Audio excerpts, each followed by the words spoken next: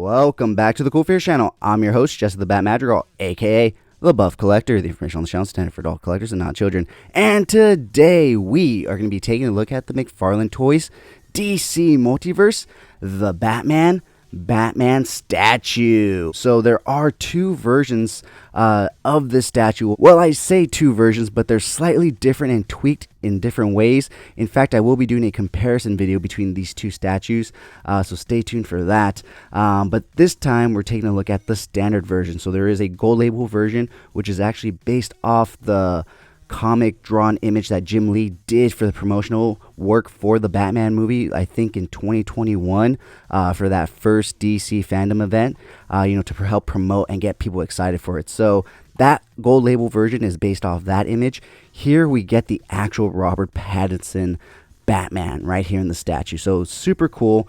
It does come with the base, much like the gold label does. Unlike the gold label, though, it doesn't come with the backdrop like it does. So yeah, like I said, it is a statue, guys, so there's not too much to it in terms of articulation, although there is a little bit of articulation. We will get into that. But in terms of accessories, you do get the base right here, as well as a DCMultiverse trading card. So there's the front image right there. I'll go ahead and flip it around. If you guys want to read that, you guys can go ahead and pause the video.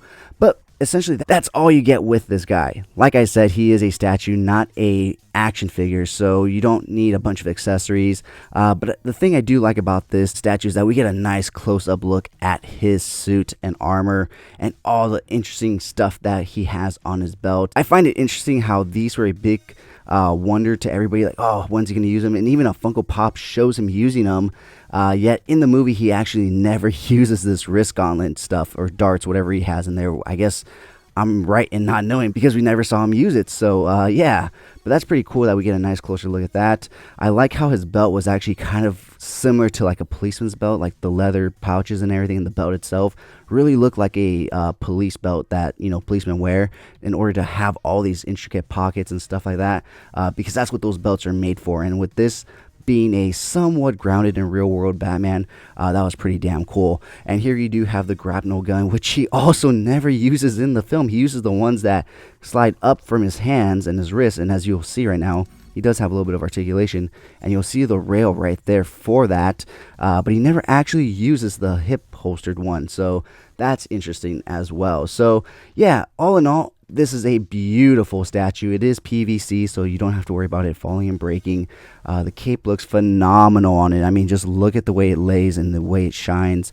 The base does look awesome as well. However, I do prefer the gold label one, but that's just a minor thing. So with that being said, guys, that's basically it in terms of a closer look. Like I said, the statue, not too much. One thing that did stand out to me is that the statue's eyes are blacked out, so no side eye. Yes, that's one good thing about it.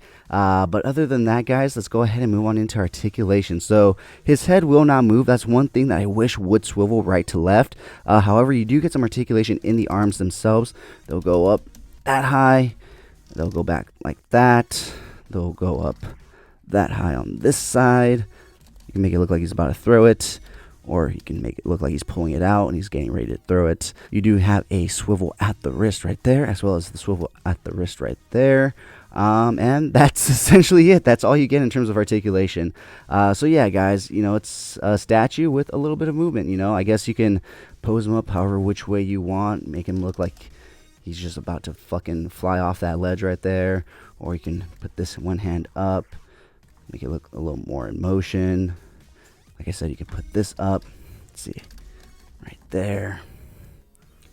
It's kind of out of focus or out of frame, but you can kind of get the gist of it right there, right? So yeah, a lot of great things you can do if you can find the proper positioning and posing. But yeah, all in all, one of my favorite Batman statues that I have bought, and man, do I have quite a few. So yeah, guys, that basically wraps things up for this statue review. By the way, guys, if you made it this far into the video, please do me a big favor down in the comments below. Type the word Batarang. That way I know you made it to this point in the video and you're enjoying the content. Thank you so much. If you did enjoy this video, please remember to give it a like, share, comment, and subscribe. And as always, have a great fucking day.